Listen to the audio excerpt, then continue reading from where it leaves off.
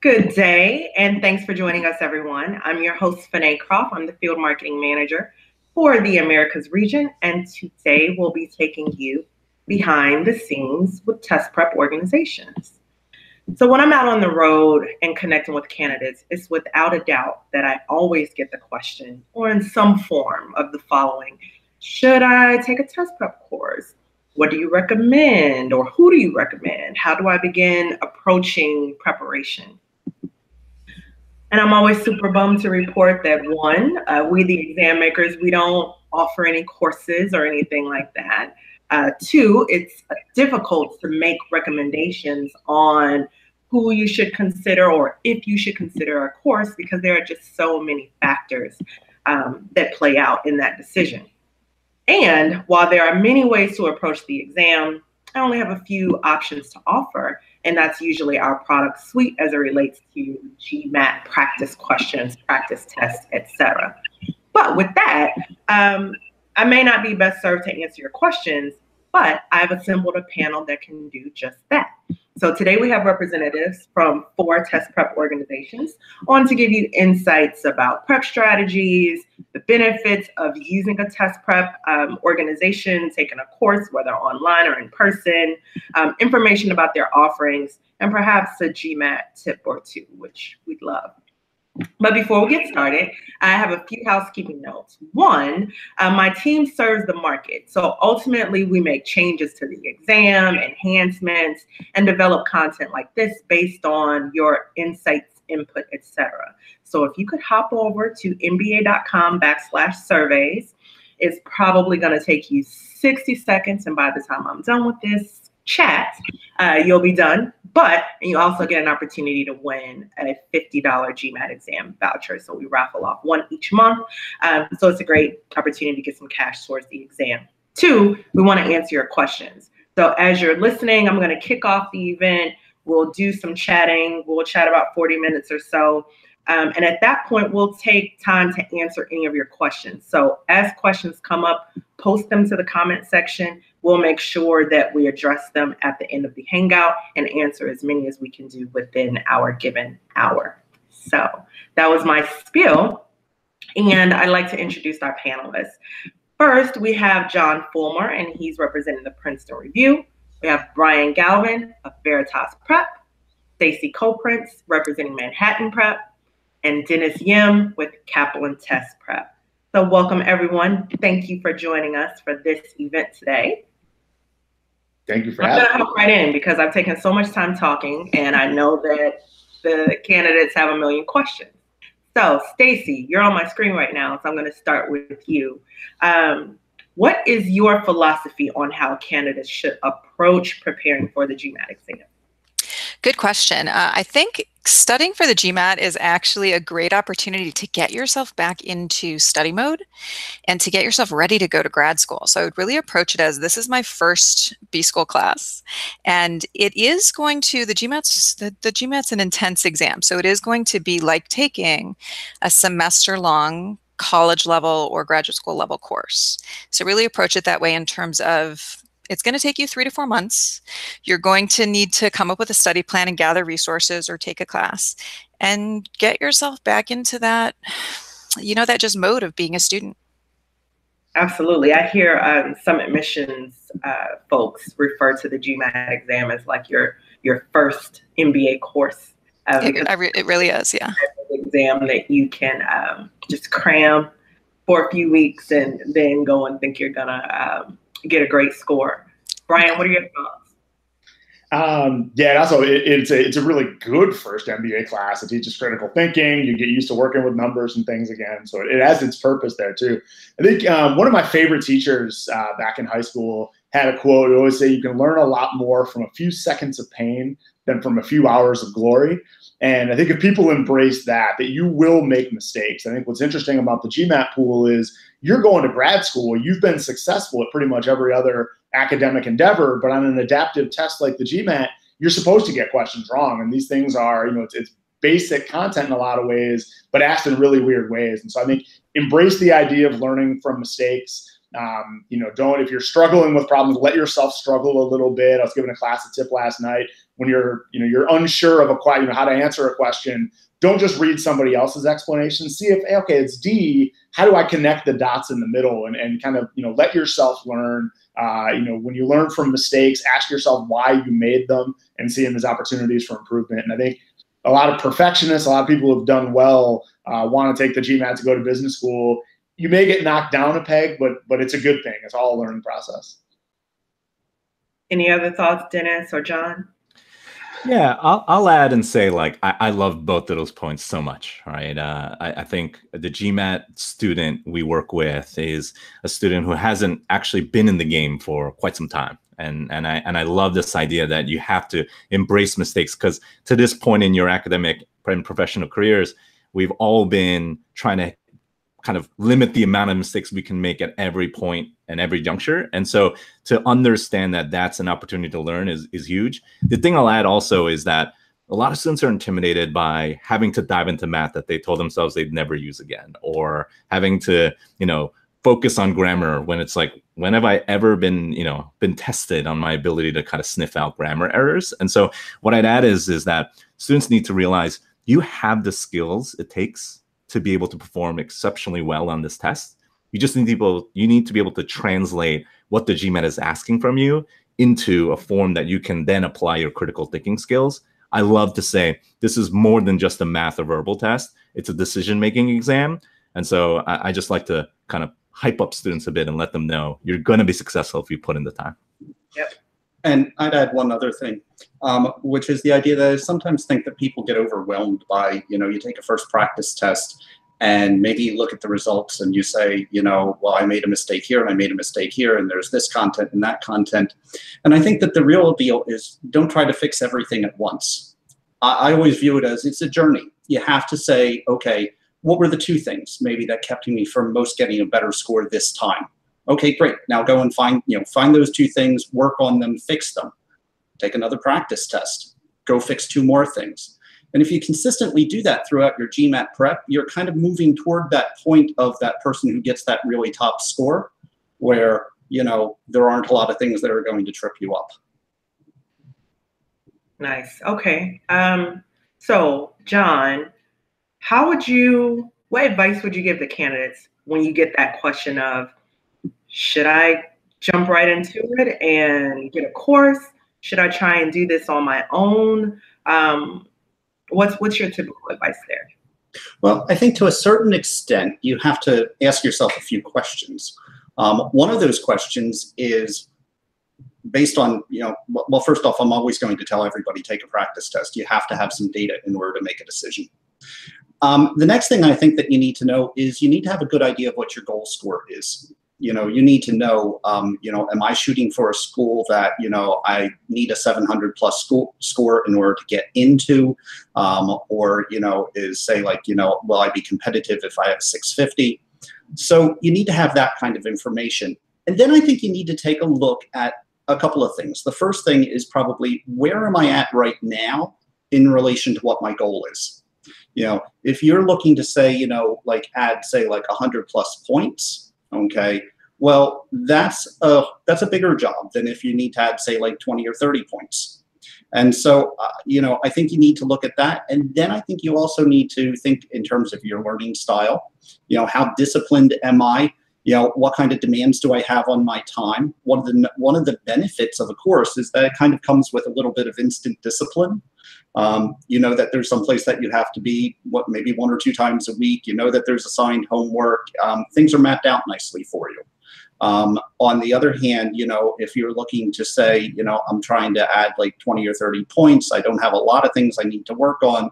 Well, okay, that might be a little bit of an easier lift to say, I'm going to buy a few books and do a little bit of study on my own.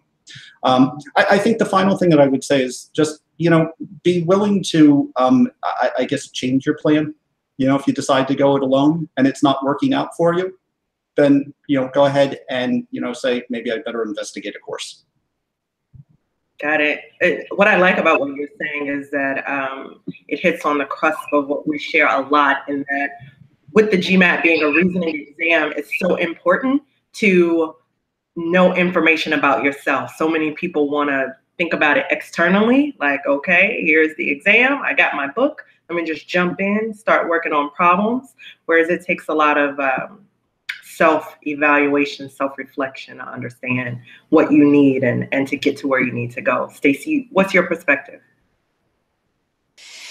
You know, the exam is it's called an adaptive exam for a reason. The way that the exam works, we're used to in school having to know everything. If I'm taking a math test or whatever in school, I'm supposed to know how to do everything. And my teacher's only putting things on the test that I already know how to do, or I should know how to do. An adaptive test doesn't work that way from the start. And what I tell my students is literally there are going to be things in the test that the test is not expecting you to be able to get right, or at least not to be able to get right in a reasonable amount of time. There are things you don't want to study. I just started a new class last night with a new group of students and told them one of the things you need to figure out is what you're not going to do. And that's just like working in the business world. There are things you're going to get through in your inbox today, and there are a lot of things that you're not going to, and some things that you're never going to do. In that sense, you can almost think of it as a choose your own adventure. Yeah, you're going to need to learn algebra. Everyone needs to learn algebra for the test. Yes, you're going to need to learn some grammar rules, but there are a lot of things that you don't need to do and that you can skew towards your own personal strengths in order to get to where you want to be, to get to the score that you want to get on the test. Okay. Brian, I'm going to shift a little bit. And Dennis brought this up a little bit. Do your courses appeal to a certain type of test taker more than another?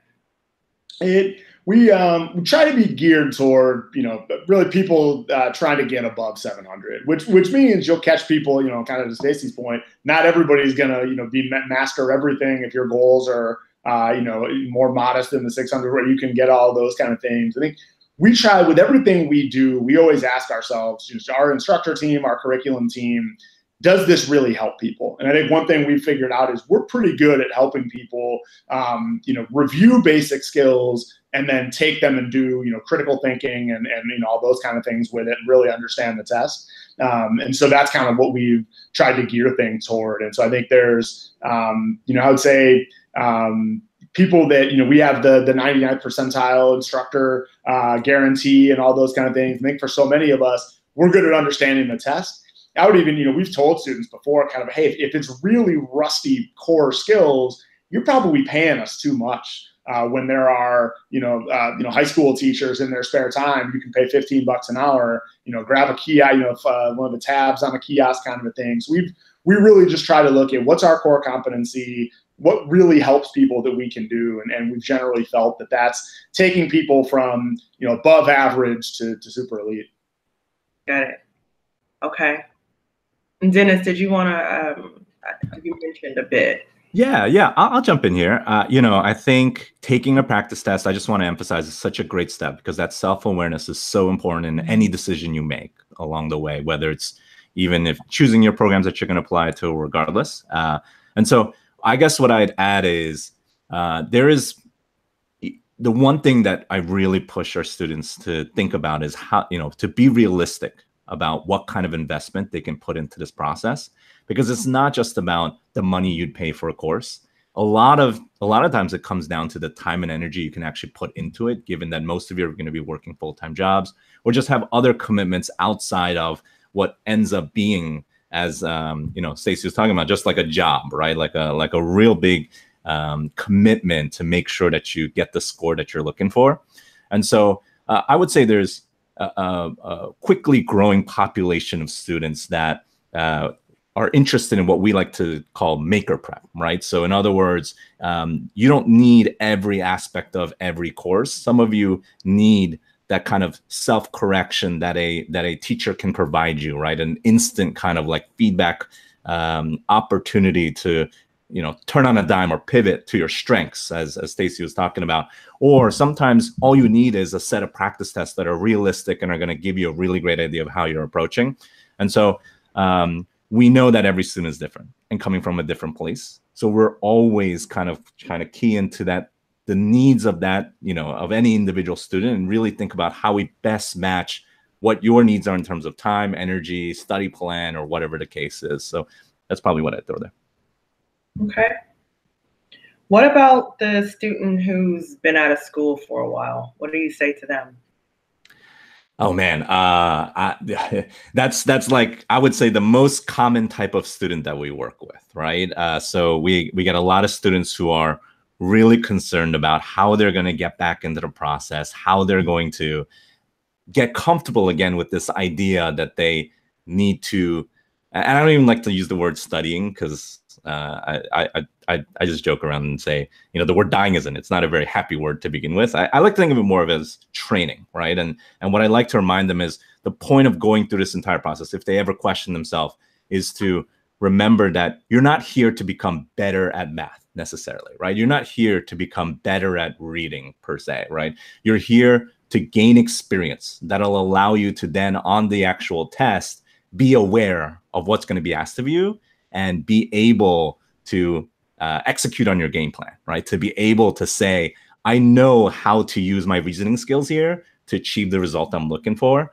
And so for those students who've been out of school, the main thing would be, again, like I heard this earlier, don't expect to do this. I think John said this. Don't expect to do this all in one go, right? You have to understand there's going to be a process where you will get things wrong, either intentionally because the GMAT wants you to, or just because something you haven't seen for a long time. And so take it step by step, find the opportunities to get that kind of feedback so that you'll be able to, one question at a time, one topic at a time, build up to where you need to be. John, what are your thoughts? Well, the first thing that I would say to somebody who's, been out of school for a while is to realize that, with the gain will come some pain, that it's not necessarily going to be a quick process. And so I think one of the things that you really need to understand is the idea of, like, don't get discouraged. Okay. If you've been out of school for a little bit, you may need to do a little bit of foundational work in order to approach GMAT questions. That's okay. We can certainly point you in the right direction to, for that foundational sort of work. You're probably going to need to be the person who may need to take a couple of extra practice tests. You're probably going to need to be the person to set aside some extra time in your schedule to work on things. But I think you also have to recognize that, not every GMAT topic is of, sort of like the same importance. And so you also have to filter a little bit, to Stacy's point earlier, yes, every GMAT student needs to be comfortable with algebra. You're not going to do well if you're not, okay? However, you may not see a question about the subjunctive mood. So, that can be a lower priority. And so I think for people who have been out of school for a while, you really need to also understand sort of like, how do I prioritize so that I'm essentially hitting sort of like the topics that are going to make the biggest impact in my score first and foremost, and then kind of like, start worrying about the last 10% when it's ready. And then just really, like, don't get discouraged. You're going to make some mistakes along the way. Use it as a learning opportunity. Okay. Brian, so let's jump into the exam a little bit. Do you have a recommended approach for, say, the verbal section of the exam? Absolutely. You wonder which questions you're going to get. I'm thrilled with this one. The biggest thing with the verbal section is you've got to be proactive. I find, you work with students from around the world. Some people say, I took the GMAT, like I received the GMAT. Other people say, I gave the GMAT. Mm-hmm. And I like I gave because it's an active verb. Take the verbal section on your own terms. And by that, what I mean is you're not just reading and reacting. If you get to a critical reasoning question and the first thing you do is just read the first sentence, second sentence, third sentence, and it's about dinosaur bones or a fake election in some country you've never heard about, you're just reading it and you're not really doing anything with it yet. What you want to do is identify, hey, it's this type of question. If it's strengthen or weaken, I'm going in looking for the things I want to do. If it's sentence correction, you're kind of glancing first, cheating a little bit at the answer choices. Hey, they're asking me to make a subject-verb agreement decision. So when I'm reading, I'm not reading about a platypus in some kind of field. I'm reading about, hey, is that singular or plural? And so I think the more you can attack the verbal section, be proactive. decision fatigue is lower because you're not reading, not 36 questions about different prompts. You're not processing all that information. You're going in and getting what you need. And so proactive strategies, they save time, they keep you sharp. And then I think that the idea of attacking the test, an active verb, I think sometimes you just sort of kind of feel passive. Why are you asking me this? The more you're in attack mode, the test works for you. I love that. Stacy, quant, what are your thoughts there? Before I even say that, I gotta say, love that, Brian. Love it. The theme there is like, have a plan, right? Think about why you're good at the things that you're good at in your job right now. It's because you know what you're doing and you have a plan. You can take charge with what you're doing. The quant is very similar. There's a little bit of a difference there. On verbal, you're looking for the best answer. On quant, you're looking for the right answer. Okay, there's some differences there in terms of actual factual stuff going on. The biggest thing on quant is it's going to feel like a math test, but it's not really a math test. And that attitude that you want to take into it is, I'm not taking this test to go get a PhD in math. And the people who make the test know that. They're not trying to gauge me on that level. They're trying to see whether I can reason about math topics. That's what B School is all about. So most, if not all, most of the questions are built on this idea of, can you go do textbook math and write equations and blah, blah, blah? Yeah, sure you can. But there are ways for most of these to reason through them logically. And not only is that easier, but that's more useful for what you're trying to do and what you want to do when you get to grad school. It's actually going to be preparation. Learning how to solve quadratic equations, you're never going to use that in B School. But learning what a quadratic equation means and how to think about it rationally, logically, and that still gets you to the answer on a multiple choice test, that kind of thinking is great preparation for the kinds of quant topics you're going to need to think about when you get to school. Nice. Dennis, IR.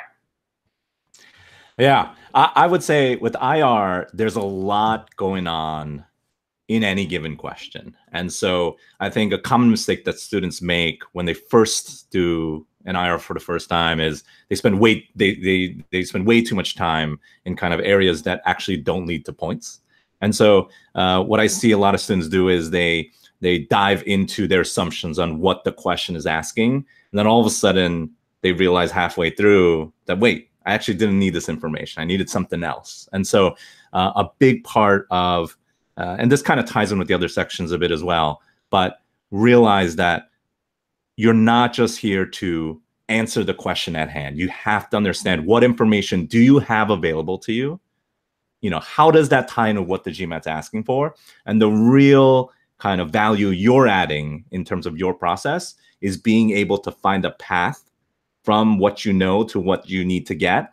And, to be able to do that, you need to understand that investing time in figuring out that path is time well spent. A lot of students are worried, oh, if I'm sitting here thinking about how these pieces of information fit together, that I will run out of time. Actually, it's the other way. It's counterintuitive to think, oh, you got to rush through it. That's just only going to hurt you in terms of accuracy and in terms of your ability to actually be able to invest your time where it needs to be. So that's probably the biggest advice I would give in terms of IR. Love this. Keys, everybody.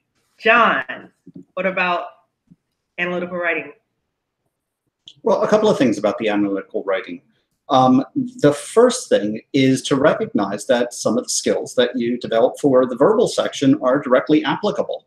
The prompt that you get is a critical reasoning style question. So just like when you are approaching a critical reasoning question in the verbal section, you're still thinking in terms of conclusions and premises. What support was there for the argument, and what was left unsaid? And much of what you're writing about is what was left unsaid, the assumptions, because they will make or break. That's how you evaluate how good the conclusion of an argument is. So I think that's the first thing to recognize, is that some of the skills that you develop for the that you develop for the verbal section are directly applicable. The next thing that I would say is recognize that there is some consistency. So Even though GMAC publishes a lot of different prompts, there is some consistency in them, which means that there are certain parts of the essay that can be a little bit more boilerplate. An introduction, for example, you can often sort of hew to a standard template. That frees you up a little bit in terms of the real analysis part in your body paragraphs of your essay, where you're really trying to think about, like, how well crafted are the assumptions in this argument, what would have needed to be done to make them better. So the things that apply very specifically to that prompt. And then the final thing that I would say is just make sure you leave time to practice. So one of the things, for example, that we always do is, all of our practice tests, for example, include essays, and we encourage, the students to write the essays. We grade the essays, they get feedback on the essays. And that's important because one of the ways that you get better at the analytical writing section is, well, practicing writing the prompts and getting feedback on them and acting on that feedback. So it's not really a section that, you can kind of like look at a few things and never write a couple of sample essays and say, I'm going to probably do well, even if you're a good writer, because there are skills that go beyond just being kind of like a good writer for it. So make the time to practice and make sure that, you get feedback on those essays. Okay, thanks, John. Let's dig into courses a bit. Do you have any input on, let's say, advantages versus disadvantages of online versus in person? Any thoughts there? I get questions all the time from candidates questioning if they're going to take a course, and then if so, what style, what format? Can I dive in here? Sure. Yeah, I'm a little biased. So in my, I guess, other than teaching, I work predominantly with our online teachers here at Kaplan. And so I'm a little biased in the sense that, like, we are always looking for ways to engage our students in the online space beyond what they might expect to receive from a classroom. So beyond like the flexibility and the accessibility advantages, like having more schedules available and being able to tune in from anywhere, the beach or the library or at home in your pajamas. The biggest thing that I see as an advantage for a student is the opportunity to work with a team of teachers. So whereas if you're in an in-person classroom, you'd be working with one teacher, and then that's great. There's nothing that replaces the ability to kind of, through your, just being in that space and working through the problems together. But in an online classroom, what we do at Kaplan is we make sure that every teacher is supported by at least one other teacher. So as a student, those questions that you want to ask, that you don't want to raise your hand for, those things that you just need a gut check on or just need clarification on to make sure that the things piece together, you're able to connect with the teacher who is, you're typing with them the entire time and making sure that you're able to kind of move along the lesson at your own pace and be able to get all those little kind of confirmations answered. So I would say that's a big game changer for myself when I'm teaching online, and one of the reasons why I always talk to students about what online can bring you. Brian, what are your thoughts? Yeah, to piggyback on that, I think for any of us that started, I know we've all been doing some online classes for a while. I think in the beginning, we did a decent amount of apologizing. Like, hey, if you can't make it to an in-person classroom, come to an online classroom. It's almost as good. We started to turn the corner even 5-6 years ago and start to realize there are huge pedagogical benefits of online classes. And I just started a class last night, much like Stacy, and it's online. And I think some of the advantages I see, one is people participate more online. I think as an instructor, I love, we do a TA kind of system like what Dennis had mentioned. I love telling students, whatever's on your mind, type it in and we'll deal with it in the order we get to it. I think students, so often it's that I want to raise my hand in an in-person class, but do I want to interrupt everybody else? Everybody's here for 3 hours. Is my question, if you're a person like me that's conscientious about others, is that really worth everybody here? There's 12 people here. Is it worth all of their time? Online, it's, hey, type it in and we'll get to it when we get to it. A TA will grab it. If it's kind of, off course, an instructor will grab it, the lead instructor. And I find people, once we embrace that, we also started realizing you engage a lot more people by asking short answer questions that allow people. I think so often kind of the lazy way to teach in class that, you know, it's so lazy, but just the default is, you know, Dennis, how would you solve that problem? You know, Stacy, how would you solve that problem? When you can ask a lot of short answer questions of, hey, how many people did algebra? How many people picked numbers? How many people started with the answer choices? How many people started with the problem? Left side of the equation, right side of the equation. People engage themselves more because it's easy wins for people to be able to, you know, you can ask a lot of questions where there's no wrong answer, there's no barrier to entry. And so I get too enthusiastic talking about online, but the more I've done it, the more I love it. And you just find that the bonds that we've made with students in person 10, 12 years ago, we have with students from around the world online now. So that said, know yourself as a test taker. I would advocate almost every test taker. It's probably better off online nowadays because, you know, I think we'll all be honest, we put our best instructors online because they can reach more people. And, you know, we even have for Veritas Prep, we built film studios in some of the weirdest places, Bar Harbor, Maine, and northern Vermont, and, you know, just outside of Salt Lake City, the one I teach out of in Santa Monica, where it's, hey, who's the best instructor? Let's broadcast them. So you get that advantage and you get the participation, but also know yourself. If you're way too easily distracted by another browser, if you want to be able to make eye contact with somebody, I'm not saying all the advantages are online. It's just as time has gone on, we've become real believers that people just learn better online. Yep. Any other commentary on that, Stacy or John? I'll add much to Brian's thing about like know yourself. Turn your phone off, put it in a different room. And, you know, online is not all created equal. The technology has advanced hugely in the past few years. Not everybody's using it yet. So go check out what's out there and see what works for you. We're about to switch to a platform that allows every student in the class to be on video. And last night in class, I was having my students hold up their paper and show me something that they did. And I wanted to see how everyone wrote something down, and I was making them hold it up and show me. Or I can see when they're like, you know, talking to their roommate or looking at their phone. And that feeling of being in a physical classroom, you can now get that advantage along with all of the other online only advantages that Brian was talking about. But you do have to have that discipline to hold yourself to, like, I'm going to be on video and my phone is in the other room and I can't look at it right now. And I don't have another browser open with various distracting things. So take your studies seriously. You know, we're your teachers. We're telling you what to do. Yep. So I definitely want to get you guys' best GMAT tip. And I want to hear about any promotions that you have. But we have so many questions. I'm going to go to those first, see how many we can drill through, and then we'll come back and close out with our best tips and promotions or anything that you have going on. So we're going to get through as many as we can, folks.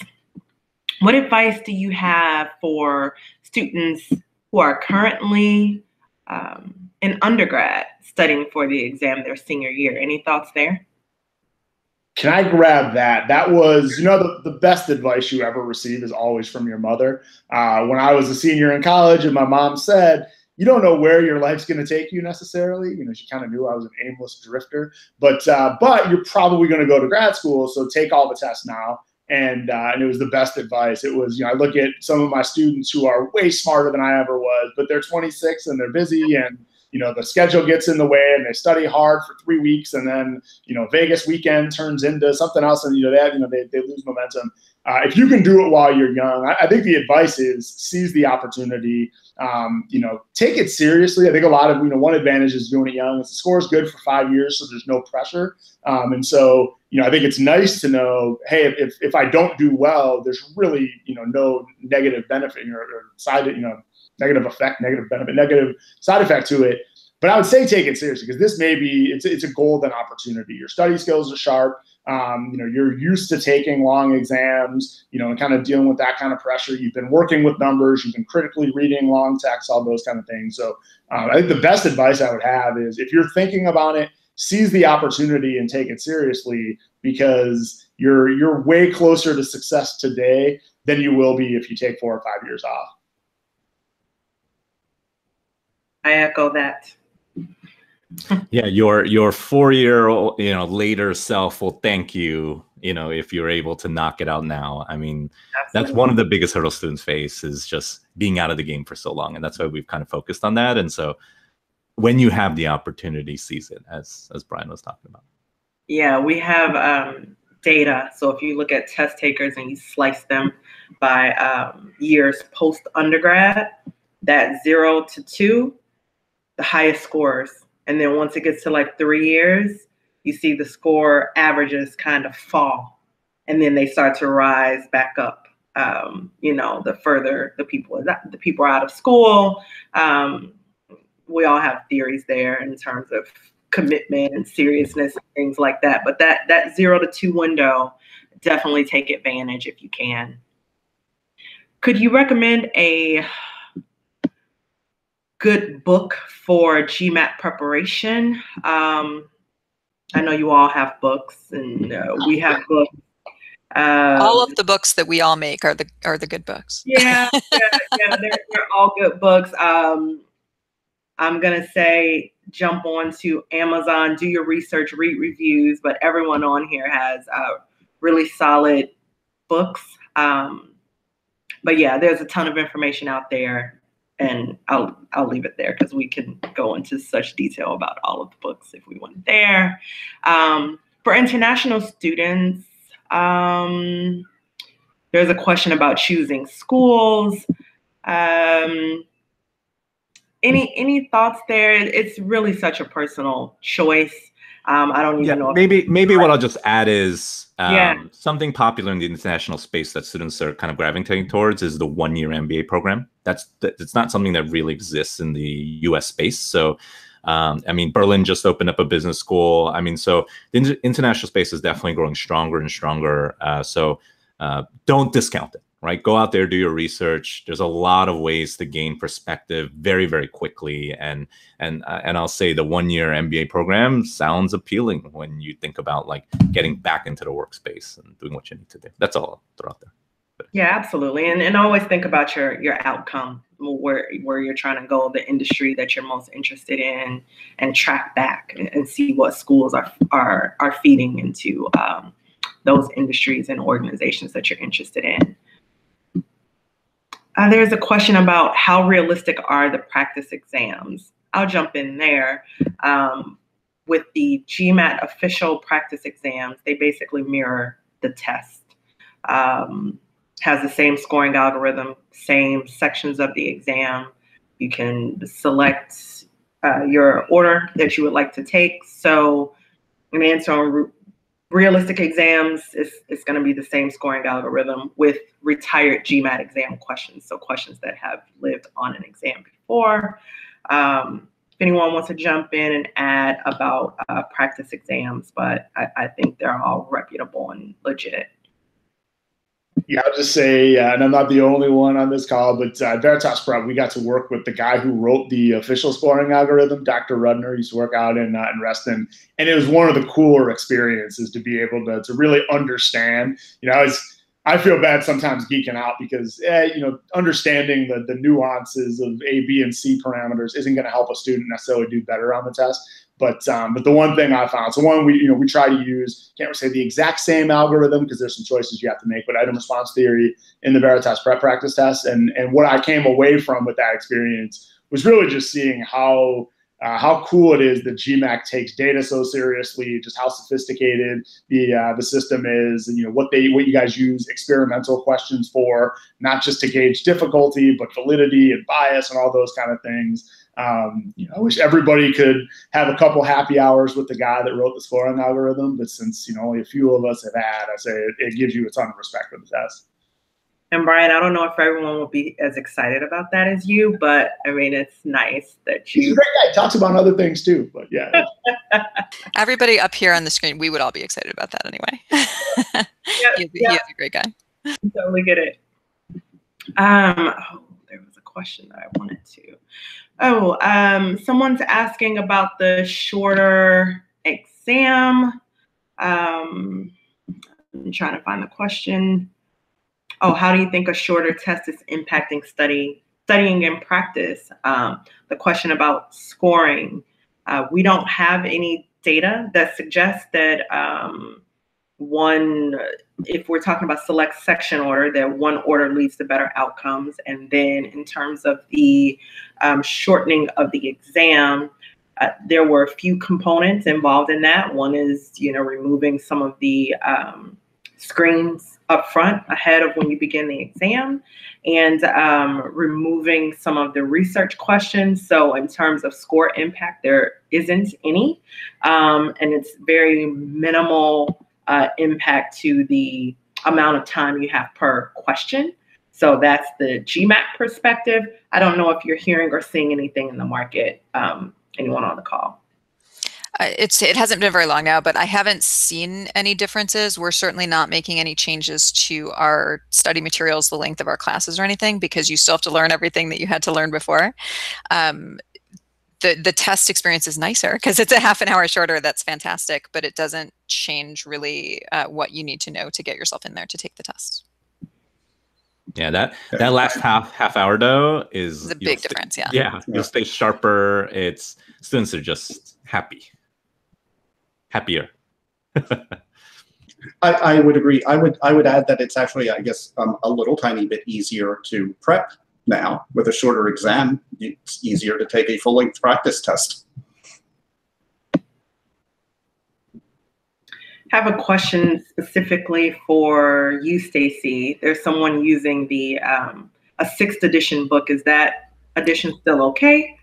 Those are our current books. One of the books does have the details about the test, the number of questions. So that stuff, of course, is out of date. But all of the material that you're learning that you really care about how to, answer the questions and all of that stuff, all still 100% applies to the exam. Awesome. Thank you. Would taking a practice test each week prepare and help you become a strong test taker? Sorry, I'm laughing because I'm already shaking my head. I saw this question come through earlier. I don't want to please don't do that. Please don't do that. You do want to take a test right up front, as both I think Brian and Dennis were saying earlier. You want to take a test early on to get your strengths and weaknesses to help you prioritize your studies. Here's the interesting thing. When you're first doing a question, you're practicing, but you're not learning how to get better. You're just figuring out, what do I already know? How good am I already?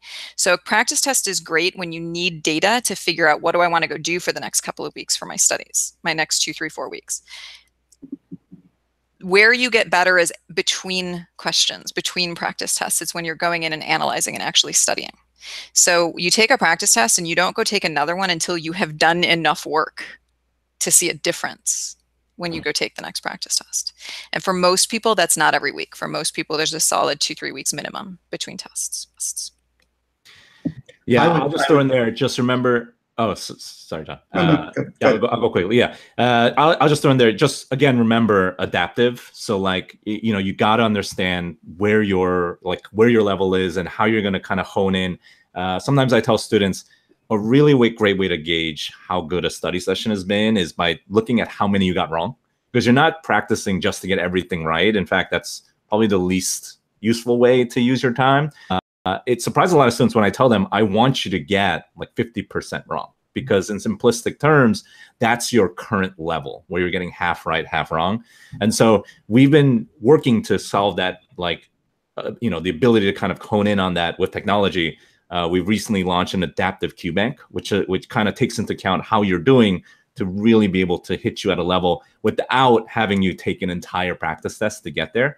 But whatever way you do, just remember, the practices is great. It helps you build endurance, and we love practice tests, but you really need to make sure you're understanding what it means in terms of your progress and what you need to work on next. So that's just what I'll throw out there. Yeah, I only wanted to add to that it depends also on what you do with the results of the practice test. And I've seen students, for example, they get into this, sort of, I'm going to take a practice test every week, but all that they ever do is they kind of look at the final score and then move on to the next practice test. And if anything, that is probably going to reinforce mistakes that you're making rather than giving you an opportunity to improve. So every time you take a practice test, you also have to set aside, time to analyze those results. And really try to identify what are my weaknesses, and then set aside time to work on those weaknesses. So, a steady diet of practice tests is good, but it doesn't necessarily have to be, once a week. You really have to say, based on this test, what do I need to work on? and then go and work on those things before taking the next one. Thank you, John. So we have a very specific question about the analytical writing assessment. The question is, in that section, should you support your thesis with well-known facts? Or how about giving examples that are based on personal experiences? That's not exactly the format of the current AWA essay. There used to be 2, and 1 you were making a thesis and supporting it. The current format of the one essay you get is analysis of an argument. You can definitely use examples. Feel free to bring in your own personal experience, but you're analyzing an existing argument, and your thesis should be, this argument is flawed. I'm going to tell you a few reasons why. So examples can come in, hypotheticals and those kind of things, but it's make sure. I've even had students, back when there were 2 essays, I've even had students come back and say, yeah, 10 minutes in, I realized I was writing the wrong type of essay. They were asking me to analyze an argument. I was trying to position on issue. It's a critical reasoning, basically a blue book critical reasoning question where you have to analyze an argument and talk about why it's flawed. So make sure you're paying attention to what the question's asking you to do. And some of what you asked about probably won't apply. Yeah, the only thing I'll add there is something that sometimes puts students at ease is you're not, like, they're too focused on how they're writing. What I like to kind of tell them think about is, like, you're not writing an essay. Think of it almost like you're writing a direct email, like a very concise, direct, forceful email to a very busy boss or professor. So in terms of like put yourself at ease in terms of like the actual structure or like the type of language you'll use, and really think about conveying the information you need to be able to show your analytical abilities. And so everything what Brian said, plus, remember, one of your graders is a computer. So, keep your essay organized and keep it structured, and make sure you don't leave any room for misinterpretation, right? Just be very as clear and direct as you can. Thank you. Is it true that it looks bad to take the GMAT multiple times? No, schools really only care about your top score. And nowadays you can cancel your score without, if there's an abysmal score on there, you can cancel it before anybody ever sees it. But that's always been a little bit of a myth from what we've heard from a lot of MBA admissions offices.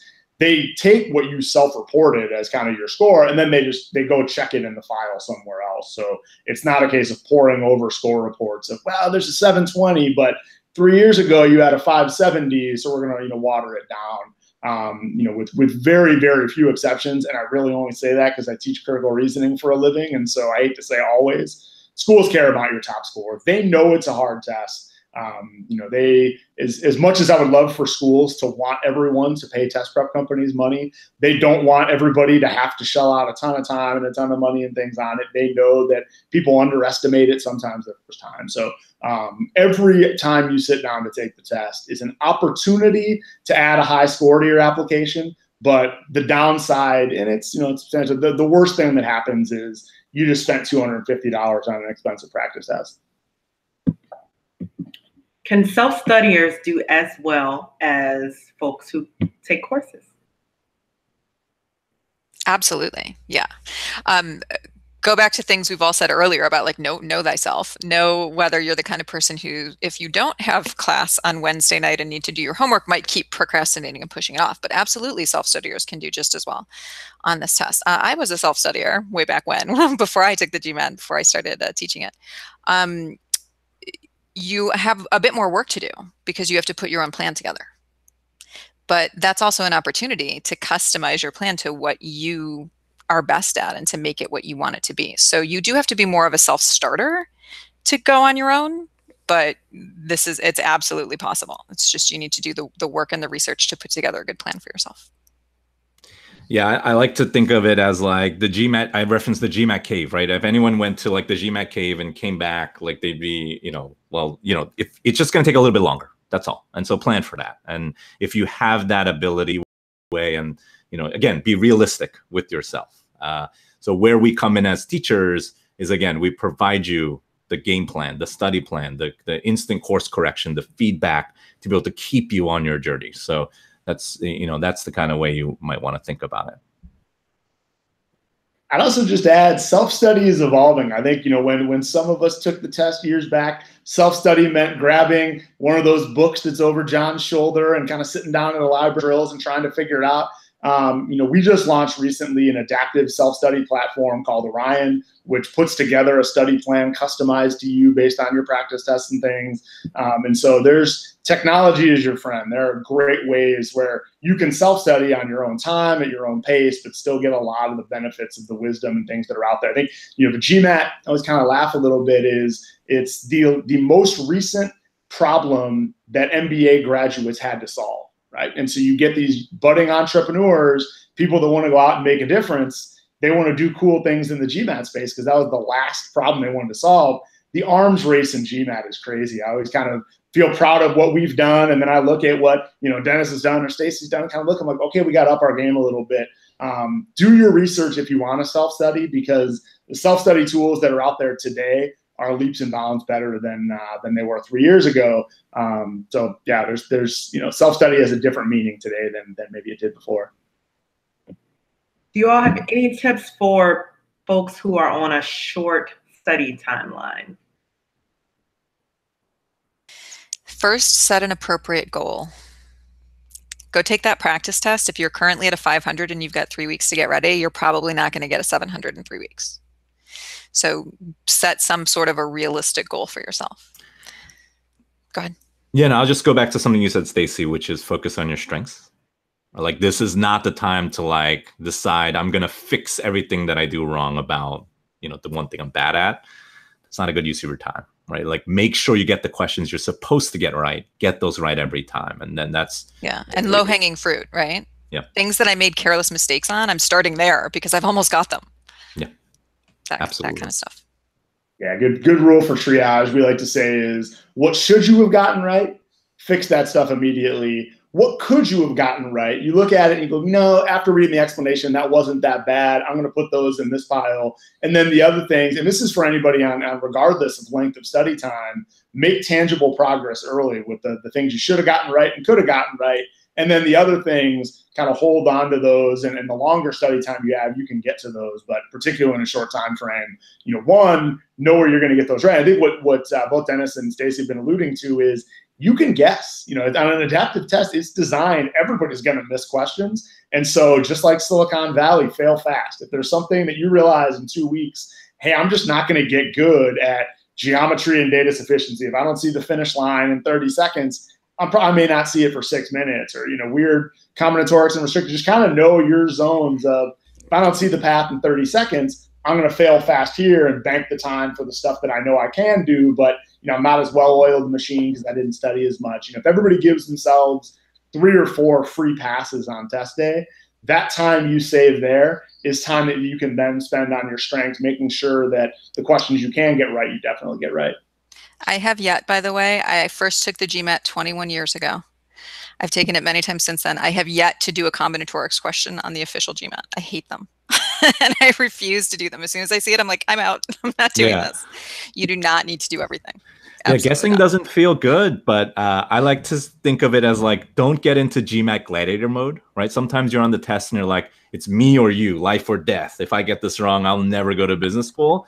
One question will not make or break your score, but if you spend 5 minutes on a question you end up not getting right anyway, you are hurting not just your score in terms of that question, but also reducing the amount of time you have for the ones you should be doing. So, guessing is a very important strategy and part of the process. I just want to reiterate that.